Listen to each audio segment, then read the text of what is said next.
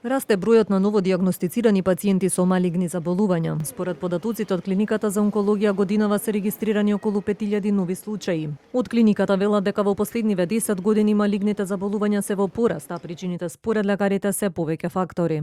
Порастот на регистрација може да се должи и на диагностиката, значи подобрена диагностика, достапност до диагностички методи.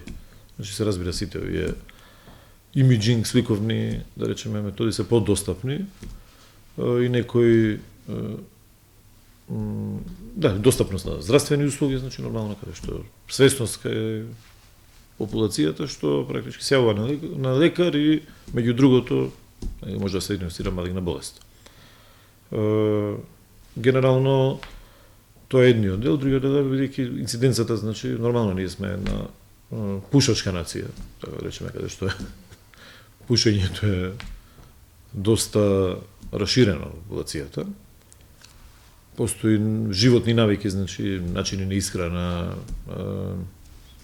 исто физичка активност, значи мислам дека нашата популација не е многу генерално свесна кон своето здравје. Ракот на бели дробови, простата кај мажи и ракот на дојка кај жени се најчестите типови на карцином кои се диагностицираат во земјава. Според лекарите, превентивните прегледи по одредена возраст и кај мажите и кај жените се клучни за рана диагноза. Генерално имаме неспецифично превентивни прегледи за рана диагностика, но постои некоја специфична превенција. Например, еве канцерот на грлото на матката, значи кај жените практички превенабилен со вакцината на хуман папиломавирус. Така да тоа е едно. Другите канцери можеме, значи да ги не можеме да ги превенираме, можеме да се појават, но можеме да имаме рана детекција, значи секоја навремена откривање на било која болест, така и на малигните заболувања, значи успехот процентот на извлекување е голем. Доктор Стојковски вели дека онкологијата е поле кое што постојано се развива, тимот на клиниката ги следи сите светски сознанија во рамки на онкологијата и радиотерапијата.